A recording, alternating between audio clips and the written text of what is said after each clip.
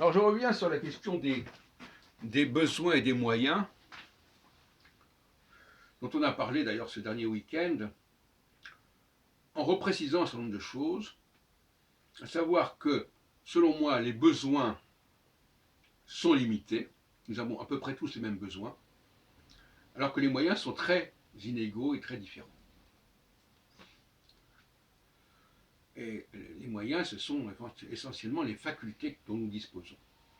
Donc il y a une grande inégalité des moyens, des facultés, mais en revanche, pour équilibrer, il y a une grande égalité des besoins vitaux pour vivre, pour s'abriter, pour se soigner, etc.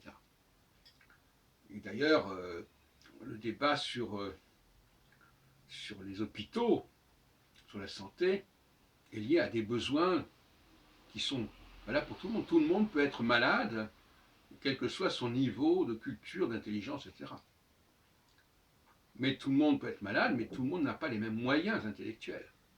Et c'est ce décalage qui est intéressant. Et donc pour Marx, pour le communisme, je crois que c'est comme ça qu'il faut le comprendre, qui me paraît très raisonnable, en tout cas, c'est ma lecture.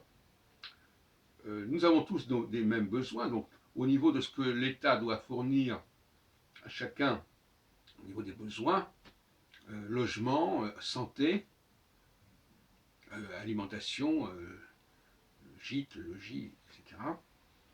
C'est une chose.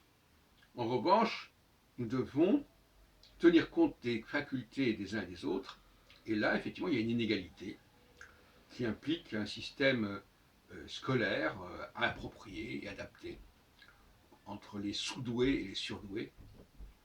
Et c'est pour ça que l'école n'est pas un lieu de l'égalité. L'hôpital, oui. Des choses de ce genre, oui. Mais l'école, tout ce qui est dans le domaine de la formation, de l'université, des grandes écoles, etc., alors là, on est complètement dans une gestion de l'inégalité, et il faut que les meilleurs, les plus performants, soient traités comme ils le méritent.